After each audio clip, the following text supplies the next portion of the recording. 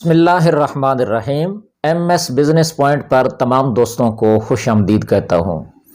میرے دوستو، گوٹ فارمنگ ایک ایسا بزنس ہے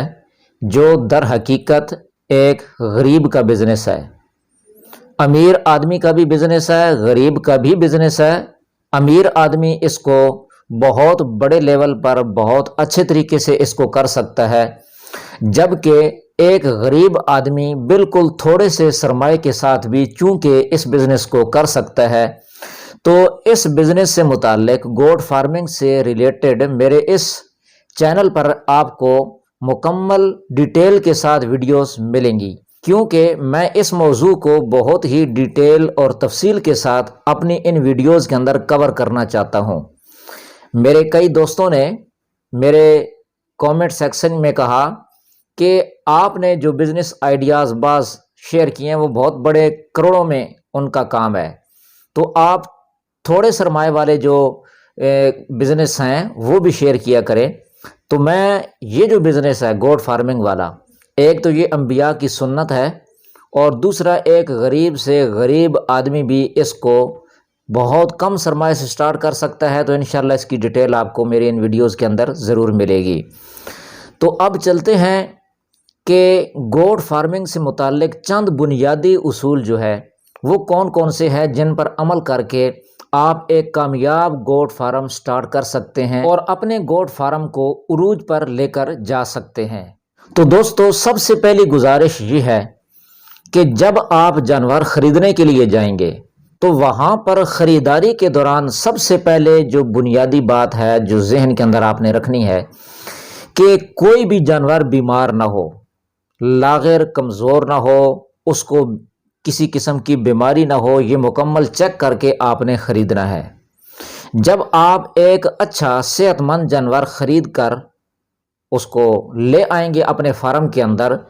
تو اب سب سے پہلا اپنے فارم کے اندر جو آپ نے کام کرنا ہے کہ اس جانور کو کسی قسم کی بھی خوراک دینے سے پہلے اس کی اندرونی اور بیرونی ڈیورمنگ جو ہے وہ آپ نے لازمی کر لینی ہے، کیونکہ اس سے یہ ہوگا کہ اگر کسی قسم کا اس جانور کے اندر بیماری کا کوئی خدشہ موجود تھا تو اندرونی اور بیرونی ڈیورمنگ سے وہ جو خدشہ ہے وہ بھی ختم ہو جائے گا اور جانور جو ہے وہ صحت مند رہے گا۔ اب دوسرے نمبر پر خوراک کا مرحلہ آتا ہے کہ آپ نے اپنے ان جانوروں کو خوراک کس طریقے سے دینی ہے۔ تو خوراک جو ہے وہ آپ نے طے کرنا ہے کہ آپ دن کو کتنی مرتبہ ان کو خوراک دیں گے، 2 دفعہ دینی ہے، 3 دفعہ دینی ہے یا 4 دفعہ دینی ہے، یہ آپ نے خود ڈیسائیڈ کرنا ہے۔ جتنی دفعہ بھی آپ نے خوراک دینی ہے اس کا ایک ٹائم ٹیبل آپ نے مقرر کرنا ہے، اور اسی ٹائم ٹیبل پر روزانہ کی بنیاد پر وہ خوراک ان جانوروں کو ملنی چاہیے، وقت جو ہے وہ آگے پیچھے نہیں ہونا چاہیے۔ خوراک اگر آپ نے مثلاً 2 دفعہ آپ نے دن کے اندر دینی ہے تو خوراک کا جو سائز ہے وہ تھوڑا سا زیادہ رکھ لیں گے، اور اگر آپ 3 سے 4 دفعہ خوراک دینا چاہتے ہیں تو پھر اسی خوراک کا جو سائز ہے وہ کم کر لیں۔ اور یہاں پر یہ بات یاد رہے کہ یہ جو خوراک کا ٹائم ٹیبل ہے نا، اس کے اندر بالکل بھی آگے پیچھے نہیں ہونا چاہیے، کیونکہ خوراک کے آگے پیچھے کرنے سے پھر جانور کی وہ تندرستی اور وہ صحت نہیں رہتی، بلکہ وہ جانور پھر بیمار ہونا شروع ہو جاتا ہے اور کمزور ہونا شروع ہو جاتا ہے، کیونکہ اس طرح پھر جانور کا جو معدہ ہے وہ صحیح نہیں رہتا، کیونکہ خوراک آگے پیچھے آپ دیں گے تو ظاہر ہے معدہ ایک دفعہ سیٹ ہو جاتا ہے۔ روزانہ کی بنیاد پر جس ٹائم ٹیبل پر آپ دیتے ہیں خوراک، اسی ٹائم ٹیبل پر معدہ اس خوراک کو سیٹ کر لیتا ہے ہضم کرنے کے اندر۔ تو جب آپ کو اس کو آگے پیچھے کرتے ہیں تو پھر اس کے معدے کے اندر بھی گڑبڑ پیدا ہو جائے گی، اور جب معدے کے اندر گڑبڑ پیدا ہوگی تو پھر جانور کی صحت بھی خراب ہونا شروع ہو جائے گی۔ اب تیسرے نمبر پر مرحلہ آتا ہے بکریوں کے بچوں کی دیکھ بھال آپ نے کیسی کرنی ہے۔ بکریاں جب ڈیلیوری کا ان کا وقت ہوگا، بچے پیدا کریں گی، تو اس کے بعد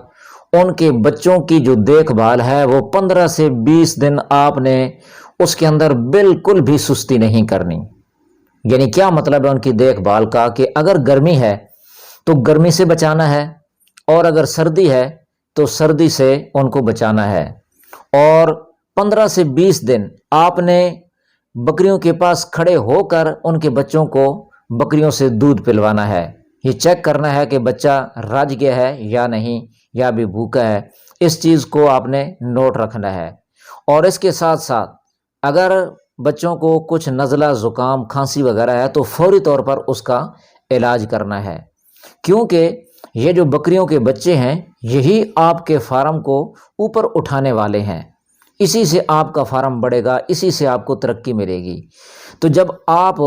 ان پر توجہ نہیں کریں گے، یہ خدا نخواستہ بیمار ہو جائیں گے، اور یہ جب بیمار ہوں گے تو ظاہر ہے یہ مرنا شروع ہو جائیں گے، اور جب یہ مرنا شروع ہو جائیں گے تو آپ کا فارم اوپر اٹھنے کی بجائے بیٹھنا شروع ہو جائے گا۔ اب چوتھے نمبر پر مرحلہ آتا ہے باڑے اور فارم کی صفائی کا، تو یہ جگہ پر منحصر ہے۔ اگر باڑے اور فارم کی جو جگہ ہے وہ کافی کشادہ ہے تو پھر 2 سے 3 دن بھی ڈیلے کر سکتے ہیں آپ، اور اگر جگہ کشادہ نہیں ہے بلکہ کم ہے تو پھر روزانہ کی بنیاد پر صفائی کا کرنا یہ بہت زیادہ ضروری ہے۔ مگر یہ جو 2 سے 3 دن کا کہا ہے کہ آپ ڈیلے کر سکتے ہیں، اس کو روٹین نہیں بنانا۔ اگر آپ روزانہ کی بنیاد پر کر سکتے ہیں تو یہ تو سونے پہ سہاگا ہے، کیونکہ یہ بھیڑوں اور بکریوں کو جو کافی ساری بیماریاں آتی ہیں وہ ان کے پاؤں کی طرف سے بیماریاں حملہ کرتی ہیں۔ جب باڑے کے اندر صفائی نہیں ہوتی، گند ہوتا ہے، تو پاؤں کی طرف سے ان کو کافی ساری جو بیماریاں ہیں وہ لگتی ہیں۔ تو صفائی کا جو ہے یہ بہت زیادہ خیال رکھنا ہے۔ مگر یہ ہے کہ یہ جو آخری صفائی والا معاملہ ہے نا، اس میں پھر بھی تھوڑا سا یہ جو کمپرومائز ہے، یعنی 1 دن نہیں ہوئی تو چلو 2 دن ڈیلے کر دیا، 3 دن ڈیلے کر دیا، یہ ہو سکتا ہے، یہ تھوڑا بہت کمپرومائز ہو سکتا ہے۔ مگر یہ جو پہلے 3 باتیں میں نے کہی ہیں ان پر بالکل بھی سستی اور کمپرومائز نہیں کریں گے۔ اگر ان 3 باتوں پر آپ نے کمپرومائز نہیں کیا، عمل کر لیا، تو پھر تقریباً ناممکن ہو جائے گا کہ آپ کا جو گوٹ فارم ہے وہ ناکام ہو، بلکہ آپ کا گوٹ فارم دن بدن ترقی کرے گا اور عروج کی طرف جائے گا۔ تو مجھے امید ہے کہ ہماری آج کی یہ انفارمیٹیو ویڈیو آپ کو ضرور پسند آئی ہوگی۔ اگر پسند آئی ہے تو چینل کو لازمی سے سبسکرائب کر لیں اور گھنٹی کے نشان کو لازمی سے پریس کریں تاکہ روزانہ کی بنیاد پر آنے والی ویڈیوز آپ تک بر وقت پہنچ سکیں۔ جزاکم اللہ الخیر۔